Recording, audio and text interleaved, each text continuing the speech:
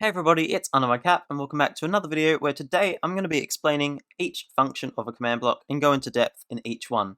Now, if you're familiar with my channel, I like to do a whole bunch of command tutorials, so if you're new, make sure to leave a like and also subscribe to the channel. I'm just simply doing this video just to help, my viewers understand how to use a command block, because a lot of my videos actually use a command block, not the command line. But without further ado, let's get straight into this. So, as you can see, I have two command blocks here, and basically, in the command block, you've got this button here, and it makes sense. Basically, if the command block says needs redstone, it will need redstone for it to work. So as you can see, when I click the button, a redstone signal is transmitted into the command block, and you can see that it says hello. Now, on the other hand, with an always active, it will only activate once, and it will only stay active for, once. So as you can see, when I turn always active on, you'll see the command actually executes, but it only does it once. And if I had it on repeat, you'll see that it will constantly say hello. But yeah, because it's always active, it doesn't need a redstone signal. Now, if we come over to the command blocks over here, we can talk about each individual one. So as you can see over here, the impulse command block only does one impulse of redstone. So as you can see, when I click the button, you can see that only once does it execute the command. So you can see executes it successfully, and you can see it in the output. Now the next command block basically does the same thing, except it repeats every single tick. So instead of just executing the command once like the impulse block, the repeat will constantly execute it. So as you can see, when I do this, you can see it does it multiple times for the duration of the button click, and it will constantly do that if you have redstone. And as I said before, if it's always active, it's going to constantly do this. Now, one thing to keep in mind, if you don't actually like having these messages pop up here, it's really simple to get rid of them. I'll just show you now because it really helps. Basically, what you want to do is you want to do game rule, and then we want to do command block output and set that to false.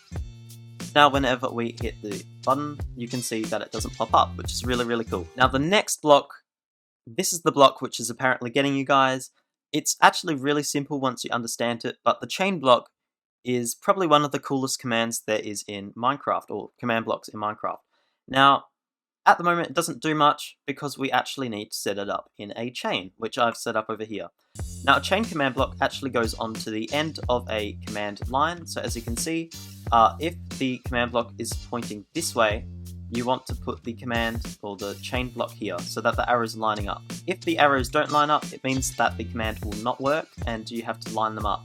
Now, what a chain to command block will do is we'll actually check if the command before it was executed successfully. And now this only works with the execute command. So as you can see here, I've got an execute command here, and if it does work, it means that the command in front of it will work, or the conditional command block in front of it will work. Now, if you want to learn more about the execute command, I've got a link in the description and in the info card about my execute command video. Now, if we wanted to do conditional and unconditional formatting, this is also where this one command is set, or where you find it.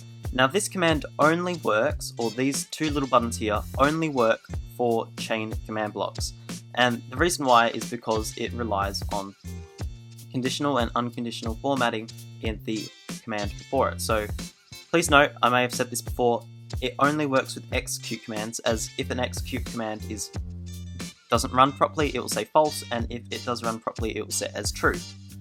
So for example here, I have a command block here set to conditional, and a command here set to only display a particle if I'm standing on a yellow block when I click the button.